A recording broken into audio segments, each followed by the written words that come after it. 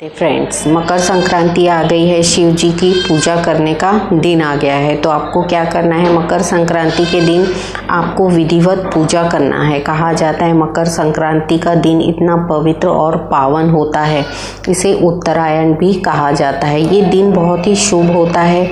इसमें शिव जी की पूजा अर्चना उपासना करने का विशेष महत्व है। वर्ष का जो एक ये उत्तरायण पड़ता है, ये बहुत ही मेन होता है। इसमें शिव जी की पूजा करते हुए जो भी मनोकामनाएं आप कहते हैं, मन से हृदय से शिव जी के समक्ष समर्पण करते हैं अपनी मनोकामनाओं को, तो ये अवश्य ही पूर्ण करते हैं। तो आपको करना क्या है, काले तिल ले लेना है, गुड़ ले लेना है और इनका जल में मिश्रण कर लेना है, यानी जल में इन्हें मिला लेना है। और इसी को आपको संक्रांति के दिन आपको शिव जी को जल अर्पण करना है। ऐसे तो गंगा जल भी डाल के यदि जल में आप स्नान करा देते हैं शिव जी का, तो इस दिन का जो महत्व है वो आपको पूरा फल प्रदान कर देगा। जैसे मकर संक्रांति में हम तिल गुड़ तो खाते ही हैं, लड्डू बनाते हैं, आपको शिव जी को भी तिल और गुड़ अर्पण करना है। इस दिन विशेष रूप से आप शिव जी को सफ़ेद रंग के पुष्प अर्पित करिए। आपकी जो भी मनोकामनाएं हैं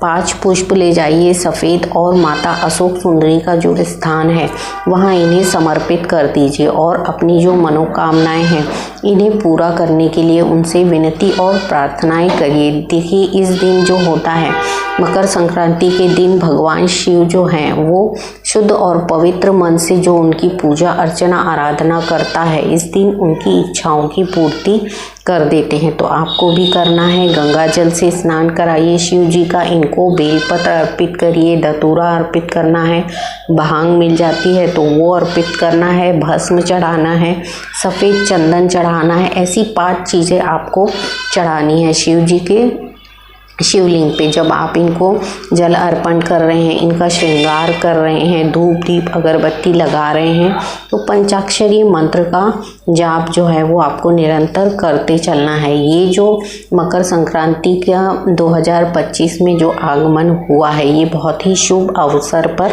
हुआ है। इसमें भगवान शिव जो हैं अपने भक्तों पर असीम कृपा बरसाने वाले हैं। जितनी शुद्ध और पवित्र मन से आप इनकी पूजा अर्चना आराधना करते हैं तो ये आपके लिए बहुत ही शुभ फल प्रदान करती है। इसके अलावा आपको सूर्य नमस्कार करना है, सूर्य देव को जल अर्पण करना है। इसमें भी आपको काले तिल और गुड़ चढ़ाना है। जैसे आप पानी जो लोटे में ले रहे हैं उसमें गुड़ और काली तिल मिश्रित कर लीजिए, 5 पुष्प सफ़ेद इसमें डाल देना है। इसके अलावा आपको सूर्य को अर्घ कैसे देना है, दक्षिण दिशा से देखते हुए घूमते जाना है आपको उत्तर दिशा की तरफ। उत्तर दिशा की तरफ आते हुए पूरा जल ये आपको छोड़ देना है और आपकी जितनी भी मनोकामनाएं हैं जो पूरी नहीं हो रही हैं, इनको विनती करना है, प्रार्थना करना है कि ये मनोकामनाओं को पूर्ण करें। तो इस दिन आपको सूर्य नमस्कार करना है, सूर्य भगवान की जो सेवा है उनको करना है। सूर्य नमस्कार करते हुए मंत्र का जाप यदि इस दिन आप करते हैं, ओम घृणी सूर्याय नमः, ओम घृणी सूर्याय नमः, ओम घृणी सूर्याय नमः। तो घृणी सूर्याय नमः जब आप मंत्र जाप करते हुए जल अर्पित करेंगे तो दक्षिण दिशा से उत्तर दिशा की तरफ आपको घूमते हुए और पूरा जल जो है वो गिरा देना है धरती पे, और धरती को नमस्कार करते हुए इन्हें अपने बिजनेस व्यापार की बढ़ोतरी के लिए, घर के सुख सौभाग्य की बढ़ोतरी के लिए विनती और प्रार्थनाएं करनी है। ये 5 चीज़ें जब आप शिव जी को अर्पण कर देते हैं, सूर्य देव को अर्पण कर देते हैं, तो देखिए आपके तरक्की के रास्ते जो हैं वो खुलने लगते हैं। दिन दूनी रात चौगनी आपकी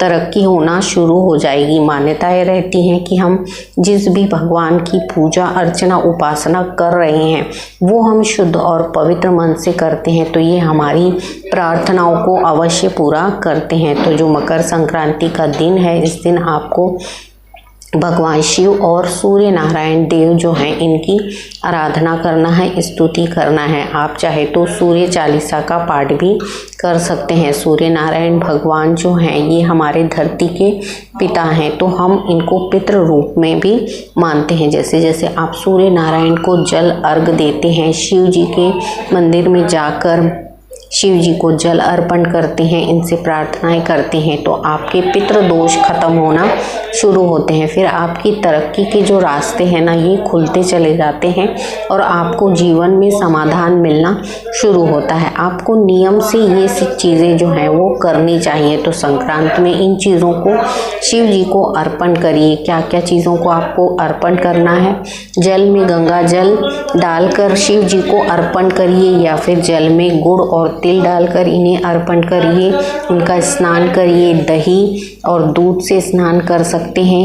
इनको सफ़ेद भस्म जो होती है वो अर्पित करिए, भांग अर्पित करिए, धतूरा अर्पित करिए, बेलपत्र अर्पित करना है, सफ़ेद पुष्प से इनका श्रृंगार करिए। देखिए शिव जी आपसे इतने प्रसन्न हो जाते हैं, ये जो अपने भक्त होते हैं इन पे कृपा बरसाने लगते हैं। जब इन चीज़ों को हम करने लगते हैं तो ये हमारे लिए अपने सभी चीज़ों को छोड़कर दौड़े चले आते हैं और हमारी सहायता करते हैं। तो हम यदि सच्चे हृदय से इनसे विनती और प्रार्थनाएं करते हुए जुड़ रहे हैं तो आपको संक्रांति में इन चीज़ों को करना है। सभी चीज़ों को आप जब करते हैं हृदय से भगवान का धन्यवाद देते हैं कि जो भी अभी तक उन्होंने दिया है उन सब के लिए हम उनका हृदय से धन्यवाद व्यक्त करते हैं। इन चीज़ों को बोलिए, देखिए आपके मन में एक शांति मिलती है।